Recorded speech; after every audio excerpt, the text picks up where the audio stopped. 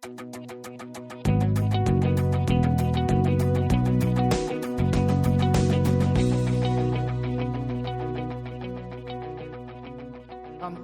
you've been with us for any length of time, you know we've been in a fairly long series called Cruciformity. If you're new with us at Summit, Cruciformity is a series in which we are understanding what it looks like to live a life that is shaped by the cross, by the crucifixion of Jesus. What does it look like for us to live the way of Jesus? And one of the principles that we've identified a few times in the course of this series is this idea that Jesus wasn't as much telling us to believe certain things about him, although he was saying that. He was really inviting us into a way of living, a way of life. That yes, there are things we believe about Jesus, but ultimately we believe those things because there is a spirituality, there is a form of living, there is a way of life that is ultimately influenced by those beliefs, and that's really what Jesus was asking us to participate in. So we've been talking about what this cross-shaped, cruciformed life looks like, and we've been looking at it really in four distinct sections or four distinct movements, and we started by talking about how our identity is transformed when we begin to understand the cross, that when the gospel, its truth,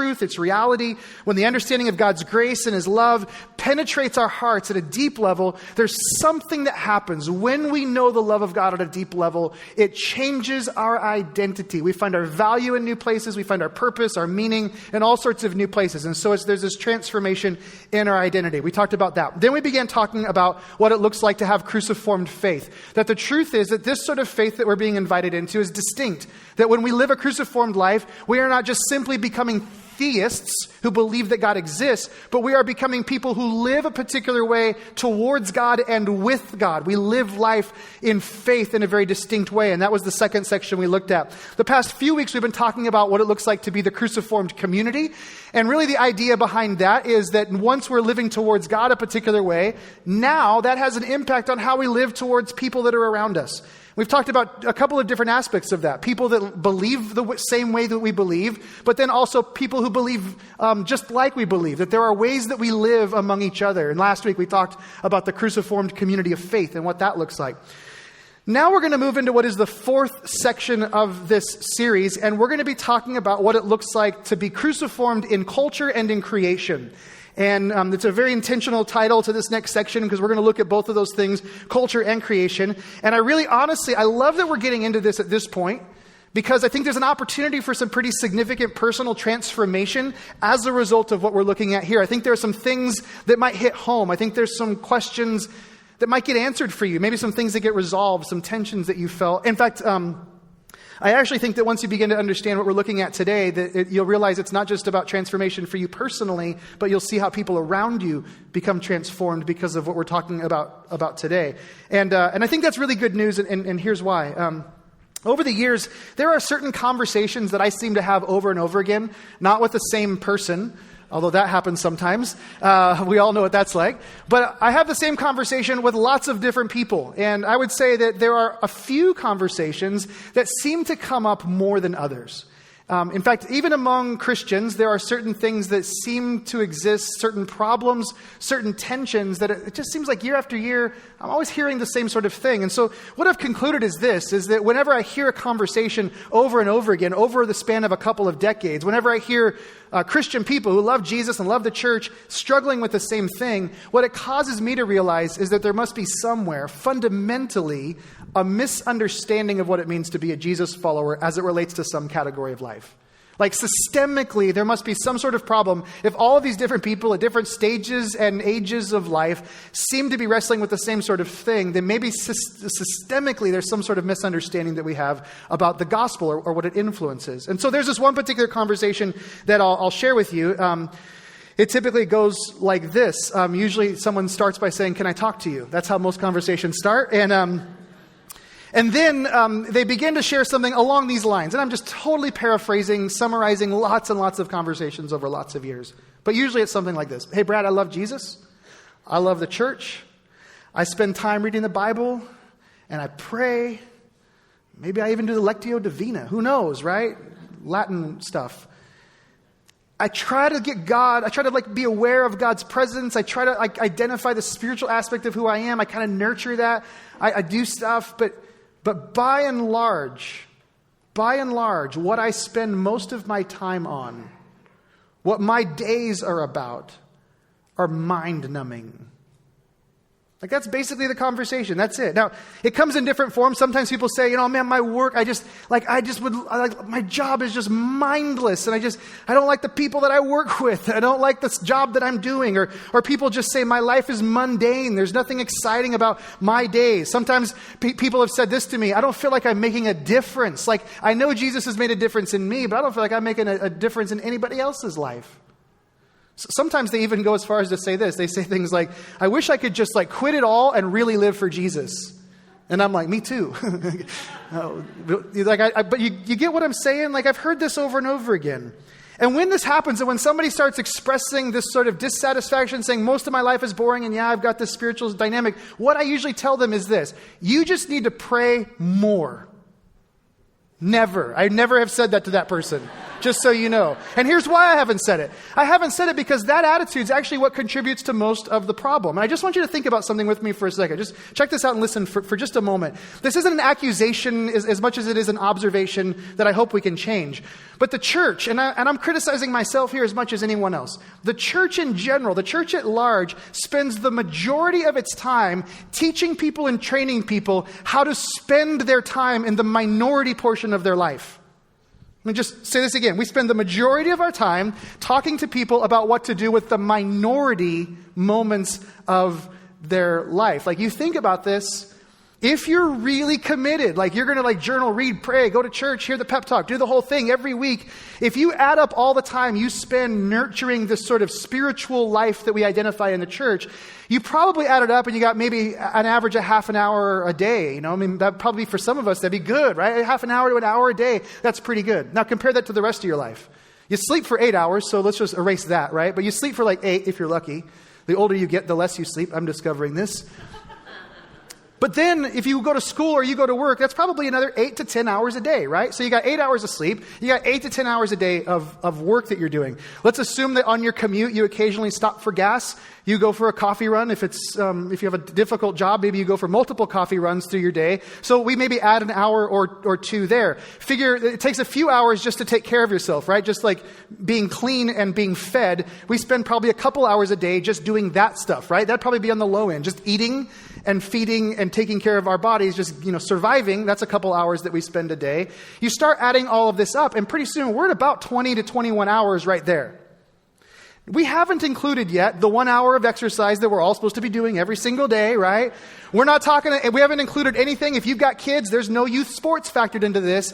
There's no boards that you volunteered on or committees that you've joined at someone's school. None of that's included in this. We haven't talked about the errands that you have to run. All of that stuff is left out. We're already at 20 hours of a 24-hour day, which means you got 4 hours left, right?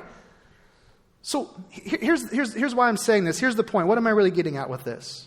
This just makes me think, if Jesus came to give us life to the full, if Jesus came because he had this vision for our lives, this transformation of everything, don't you think that Jesus is probably at least equally, if not more so, concerned with what we do with 20 hours of our day than what we do with 20 minutes of our day? Don't you think that maybe if Jesus was all about all life, if this whole thing is about the big picture, don't you think that maybe there's some application to the big picture? That maybe there's some stuff that, the spirituality of Jesus is more than just a few minutes of prayer and a few paragraphs in a journal somewhere. That maybe the spirituality of Jesus gets lived out in ways that are far more expansive than what we've imagined. See, Jesus came to show us a way to live our lives. Not get ready for life, right? Tie your shoes, read the Bible. Jesus didn't give us a trick or a tip so that we could get through our mundane, boring, or irritating days. We have the Jesus card. I'm really glad I got Jesus because work sucks. That's not what he was doing. What if the spirituality of Jesus makes an impact on all of life? What if there's a cruciformed way to live in our jobs? What if there's a cruciform way to live as we pursue education? What if when we go to the gym, even that could somehow fall into this category of cruciformity? What if when we hang out in a coffee shop, when we go shopping with friends, when we recreate and we're on the trails of our city, what would happen if all of a sudden that stuff fell under this umbrella of cruciformity? And And what if that way had implications that reached beyond just bringing me some sort of personal satisfaction, but what if the way of Jesus, as it relates to all of those things, actually through me influenced others? So the final few messages of this series, we're going to connect the spirituality of Jesus to the majority of life. Sound good? To the majority of our lives. And we're going to see the larger impact or the larger influence that we can have on the world when we do this. And for those of you that are Jesus followers, my hope is that you see the spirituality of Jesus as it relates to the stuff outside of a Sunday morning like this, or outside of a time with Jesus in your coffee in the morning. I hope that you see the spirituality of Jesus in all of your life. And those of you that are exploring faith and you're still asking questions about Jesus, I hope that when you hear this and you see what we're talking about today, I hope you're pleasantly surprised by what hasn't been readily represented by Christianity in America today. I hope that you see something and you go, man, I actually like this. This is actually far more beautiful and compelling than I thought it would be. So today, we're going to kick this section of the series off by talking about how we live, or how we are cruciformed specifically in culture. How are we cruciformed in culture? And we're going to answer a series of questions this morning. And this really leads to the first question, and that is, well, what is culture? If we're cruciformed in culture, what exactly is culture? Now, the Latin word culture, if you look at the history of the word, literally has meant throughout history to not leave nature as it was, but to make something of it. That's the idea behind culture in the Latin sense. It is not to leave things as they are, but to make something of them. Now, so this word was initially, in early centuries of human existence, it was applied primarily to ag. So we had agriculture, right? And the idea was that humanity was no longer just foraging for food and eating whatever we found on the forest floor, but we would actually find a piece of land and we would till the soil, we would work the soil, we would use the natural resources, and we would create something that was better than what we had before. We would create a more sustainable way, a more predictable way to eat, maybe even a healthier way to eat by participating in horticulture, in agriculture, right? There's this idea of working with the natural resources to produce something that is good. Now, if you fast forward to about the 17th century, which is the dawn of the Enlightenment, this idea of culture transfers from agriculture into an understanding of humanity. And there are individuals who began to look at human beings and they think, what if we did the same thing with people? What if we exposed the raw material of human beings to things like education? This is a new idea back then, by the way. What if we expose them to art? What if we expose them to science? What if we expose them to particular laws and habits? And so then this idea of culture began to be applied to human existence, which is why we use this idea, this term, when we talk about somebody who is cultured, right? Oh, they're a cultured individual. What does that mean? Well, they were exposed to things and it formed them in a particular sort of direction. By the time we reach the 20th century, the word culture is now a synonymous word, a general word. It's used in this very comprehensive way to characterize all that we're experiencing as people around us. It's us, it's art, it's music, it's all the stuff that's around us. Culture is everything around us. In fact, sociologists or anthropologists, they would say culture is this. Culture is the shared beliefs, values, conventions and practices of a particular subgroup or an entire society. So that's culture. Culture is the beliefs. It's what we believe. It's what we value. It is the conventions. It is the practices of a particular subgroup or an entire society. And what is that subgroup or society doing? Well, we're taking all of the raw material of everything in life and we are rearranging it in a way to make meaning. In order to express what we think is good, in order to express what we think is valuable, or in order to express what we think is true, we take all of the raw material and we leverage these things to express what's meaningful or true or valuable. So you think about cultivating land, and it's a very simple thing to think about. We take the ground and we stir the ground up and we allow something to be birthed out of this. We do the same thing with music. You realize this morning we sit and we enjoy music, but ultimately music is just sounds, right? We take the raw material of sound And we identify which sounds are more pleasing to the ear. We identify which sounds might resonate more with the soul, which sounds might bring joy or hope or some sort of life in them. We arrange those sounds together into songs that have meaning, that speak truth. And this morning we participate in this culture making. We turned noise into music that we now participated with today. The same thing is true of stories. When we look at literature, when we look at movies, if we look at theater, all of them are the same thing. An individual takes the stories of human experience. They take all of the kinds of things that happen to people like us, and then they weave together this adventure, this story, and we read it or we watch it, we participate in it. And when it comes to an end, they have somehow taken all of the raw material of human experience, they've woven it together in a way that brings meaning. Which is why we get done with a movie and we go, man, I never thought about that way before. That's why we read a book and we go, man, that's an interesting perspective. Because we weave the raw material of human experience to say something. It creates culture. We do this with technology. Technology is an expression of culture. We have nothing and we create something. Legal arguments are the byproduct of culture. Culture shapes legal arguments. We have ideas, we have thoughts, we begin to express those things, and it forms legal perceptions. Medical policies, all of these things, you could go down the list, and all of it adds up to this thing that we call culture. So when we look at the world around us, when we just look at our experience every single day, we see the laws, we see the habits, we see the art, the technology, we hear the stories, we eat the food. All of these things, we're looking at culture. And the raw material of the world is being rearranged in a way that communicates and expresses meaning. Which means there is something to all of this. That is culture. Are you with me so far? Okay, like 7 more of you than the last service. That's good. Okay. It's good because we got another question to answer. You have to get that question right before you get this one. So I want you to understand that. And then we ask this. Here's the next question. Do we shape culture, or is culture shaping us? Do we shape culture, or is culture shaping us? You want the answer? Yes. Chad got it right. The answer is yes, right? See, and that's a fairly logical conclusion to make. If culture is the art of rearranging raw material into something, then somebody has to be rearranging that, right? Somebody somewhere is arranging these things. Somebody is creating the culture. But at the same time, we have to understand this, that culture, once it is being formed and shaped, it has the power to communicate what is meaningful and valuable or true. So once culture has been formed, it now has the force or the ability to define the direction of our lives. It defines meaningful, valuable, and true. So unless you are actively thinking about shaping culture, culture making, and by the way, the vast majority of people in America don't think about this.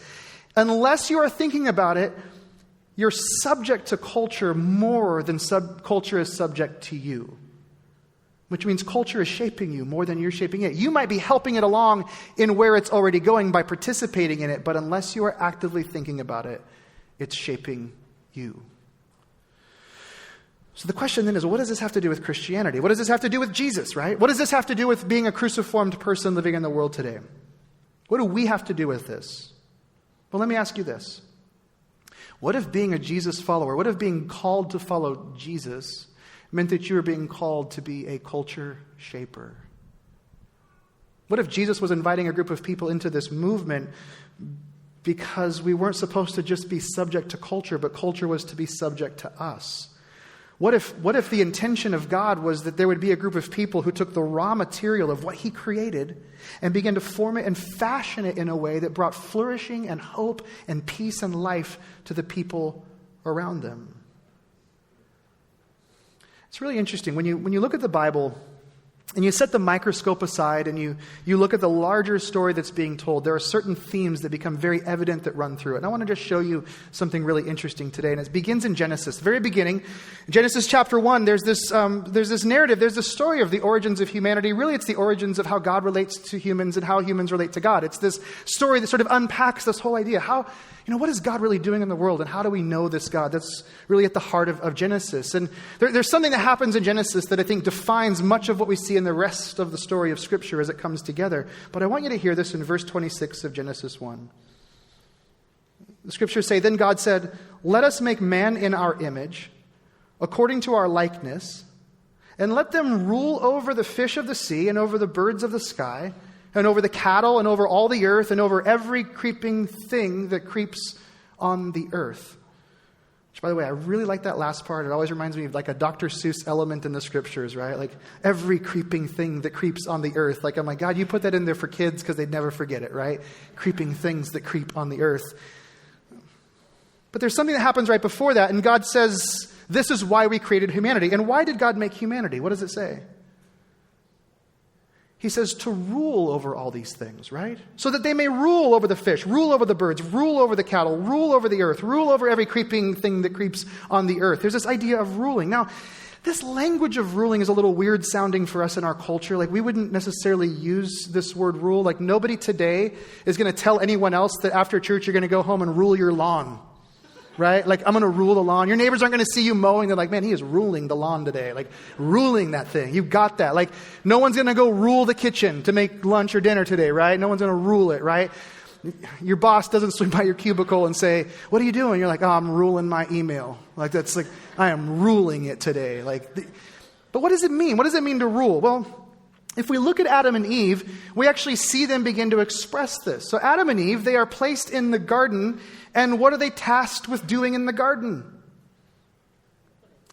Gardening, right? They garden in the garden. So Adam and Eve, the idea of ruling to them meant that they were to make something of God's creation. So the story is telling us that people are placed in the garden to garden. There's work. There's something to participate in. They are going to cultivate. They are going to create. They are going to culture what they have been placed in. Now, here's what's interesting. When you start reading on and you go beyond this first portion of the Scriptures and Adam and Eve are removed from the scene, we start to see culture continue to be formed. We see other people enter the scene and other people begin to make culture together. But there's something that you'll notice, and sometimes you've wondered this. You've thought, man, why is there all this crazy stuff in the early chapters of Genesis? Like, what's the story that's being told? There's all this madness and rawness and fear and anger and fighting. And essentially what we're seeing is a culture that is now formed, but it's a broken culture. It's a culture that is violent. It's a culture that is broken. It's a culture that's not under the influence of God. It's under the influence of self. It's under the influence of hate. It's under the influence of fear. That's what we're seeing. Then something starts to happen. The larger picture, we begin to see individuals intersect with the story. Certain people begin to rise out of the narrative in a very unique way. We have an individual named Abraham, who, by the way, was just a guy who had some livestock and a family. Just a farmer, essentially, a rancher. We see him enter the story, and for some reason, his place in the story isn't just to live subject to the culture. He's called to begin to shift the culture. His influence begins to move and change the tide of culture. You read on in the Old Testament, you see other individuals, and it's really interesting. Some of us really need to hold on to this today. I want you to think for a moment, who is Joseph? Who's Esther? Who is Daniel? These names are names we might be familiar with in the church. What's interesting, these are people who were culture shapers, but do you know what they weren't? They weren't prophets. They weren't priests. They weren't pastors. They were just people. They had jobs. They were just like regular people begin to rise up in the story. The people that God raised up were people with regular, everyday sorts of jobs in front of them. And they simply began to bring justice and wholeness and flourishing to the spheres of influence where they were moving, where they were living. And what's a beautiful thing is that when you continue on in the Scriptures, you see this theme repeated over and over and over again. It keeps getting told. And then by the time we reach the New Testament, the early church explodes on the scene, and we have this unbelievable thing happen where there is probably one of the most marginalized group of human beings ever on the planet. They were absolutely being overrun by the existing dominant culture, and they become one of the most significant culture-shaping forces in history. The baton gets passed to them, and then they pass that baton to us. That's the story that's being told. Which means we are called to make culture. We are all rearranging the raw material of human experience for human flourishing. That's what we are called to. And this is so contrasted to how many Americans think about Christianity. Many Americans think about Christianity as a way to achieve spiritual peace or personal strength, right? It's this personal peace I have, or it's this strength that I need to get through my day. But we don't see this whole thing as a comprehensive way to view our world and to interpret all the things that are going around us, all the things that we're a part of. Like Tim Keller, writing on this subject, he says, most American Christians seal off their faith beliefs from the way they work in their vocations. The gospel is seen as a means of finding individual peace instead of a transformational worldview, a comprehensive interpretation of reality that affects all that we do.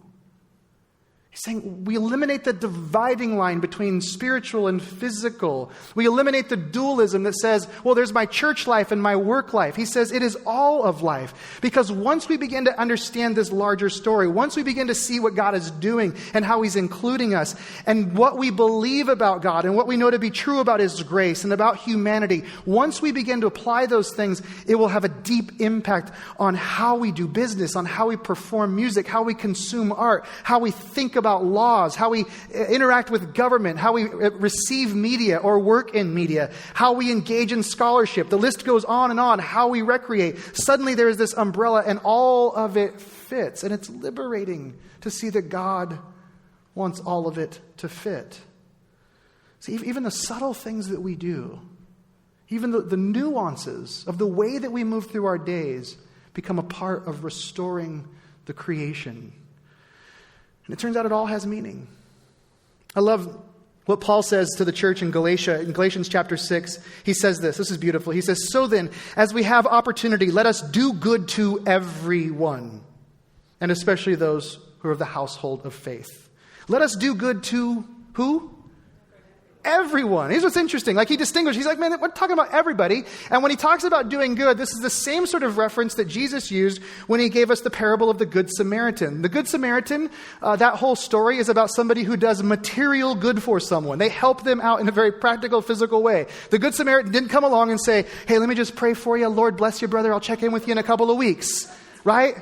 The Good Samaritan provided material good for the person that was wounded on the side of the road, right? That's what he did. And he's saying here, let us do good, provide material good to everyone. So what is Paul doing? He's calling Christians to consider and work for the common good of our communities.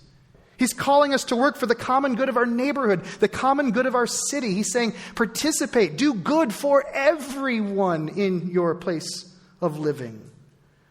It's no wonder that Christians throughout history, they've been the ones who have done incredible things for humanity. We initiating the abolishment of slavery, repealing child labor laws, giving rights to vote to all citizens, providing thousands of organizations and hospitals globally to provide care and well-being to the impoverished in third world.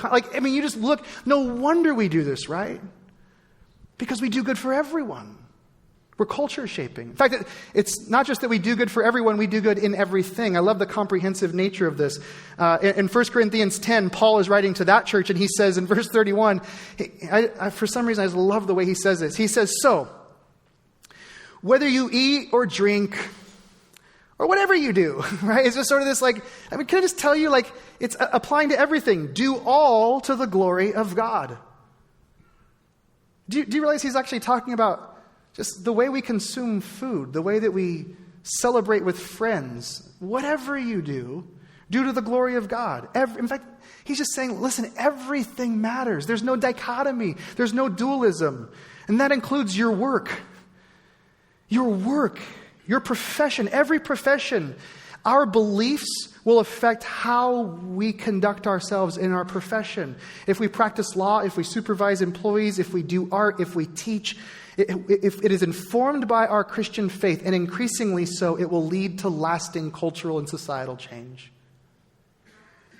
Matthew chapter 5, this has been something we keep returning to in this series, but Jesus looks at his disciples and he says, you're the salt of the earth, But if the salt has lost its taste, how shall the saltiness be restored? It's no longer good for anything except to be thrown out and trampled under people's feet. You're the light of the world. A city set on a hill cannot be hidden. Nor do people light a lamp and put it under a basket, but on a stand, and it gives light to all the house. And listen to this, verse 16. In the same way, let your light shine before others so that they may see here's this idea again, your good works, and give glory to your Father who's in heaven. Like, conduct yourself, bring material good to the people, the lives around you in such a way that they'll actually give glory to God.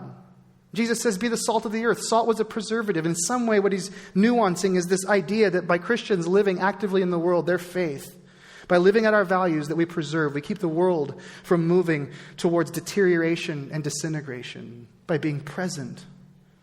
In a different passage, but very similar to this, Peter's talking to Christians, and listen to this in 1 Peter chapter 2, verse 11. He says, Beloved, I urge you as sojourners and exiles to abstain from the passions of the flesh, which wage war against your soul.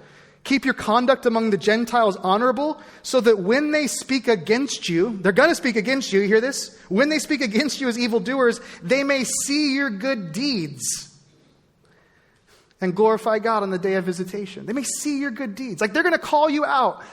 But live your life and produce so much material good. Do good for those around you so that when they see you, even though they don't agree with you, they can't help but glorify God. I love this. I love that on one hand, Peter expects that the gospel will be found to be offensive by some people.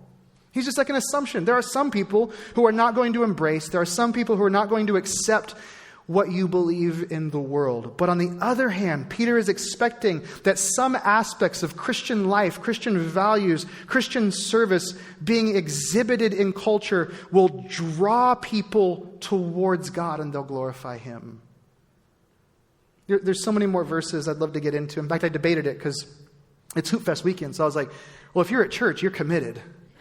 So I was like, we could go like an hour today and nobody's going to care. And then my wife said that's not true. So, but here's what's incredibly interesting as you look at these verses and many others. When you look back over the text, I look over the text, I'm struck with the simple fact that cultural change is always a byproduct, not the main goal.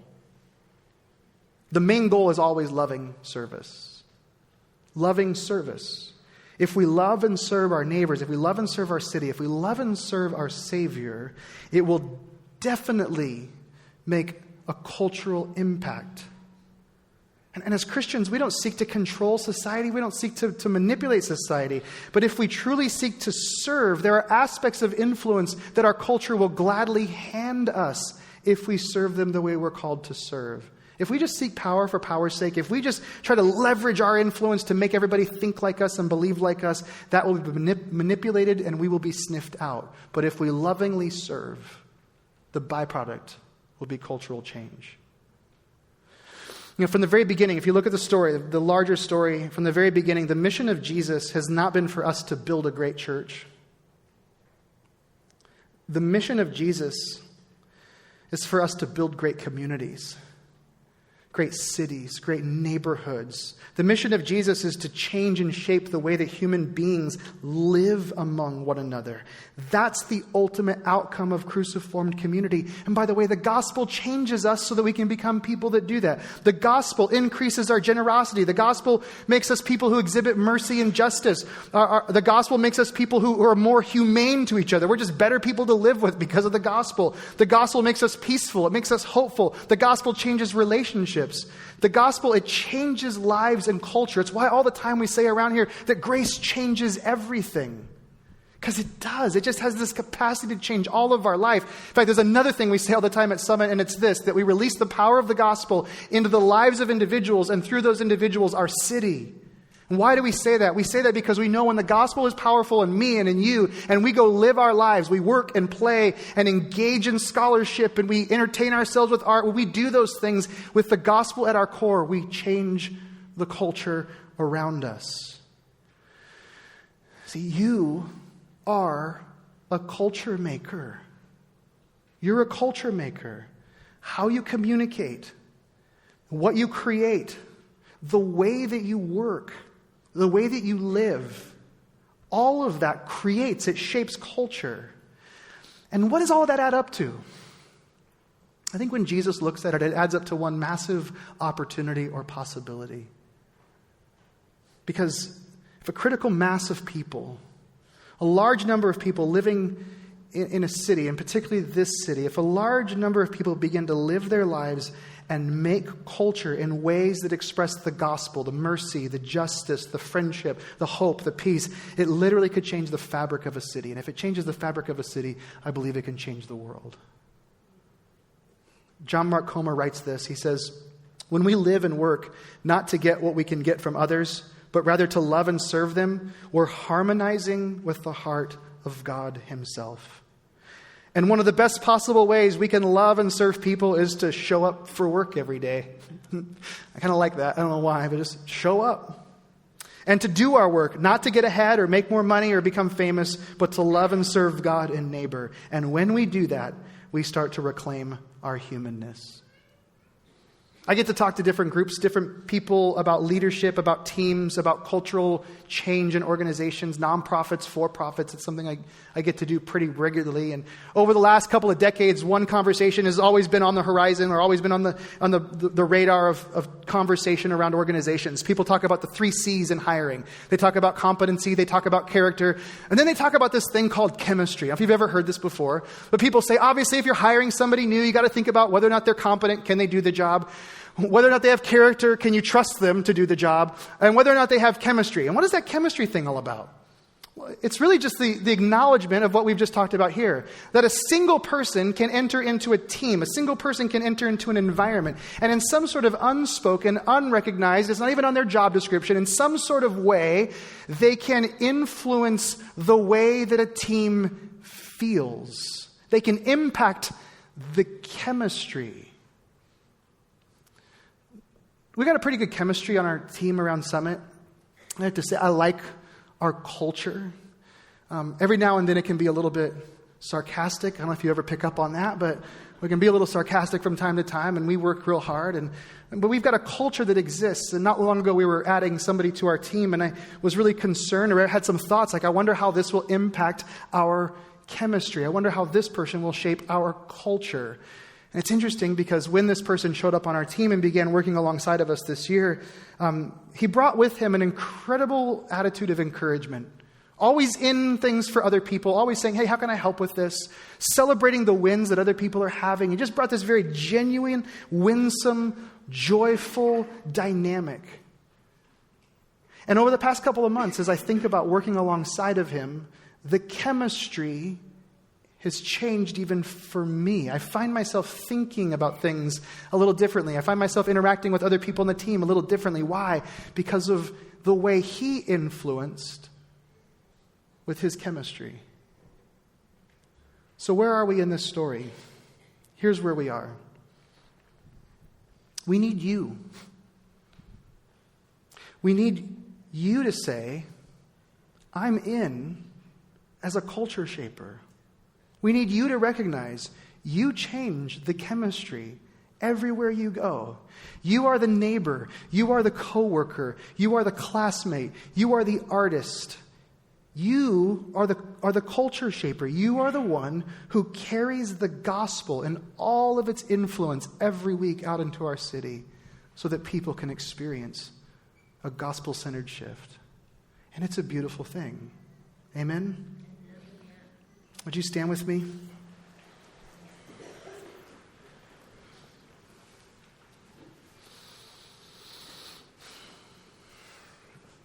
This is an odd benediction. I'll admit this. May you be men and women whose Mondays start to look a little bit more like Sundays, whose lives begin to live out the influence that they were called to live.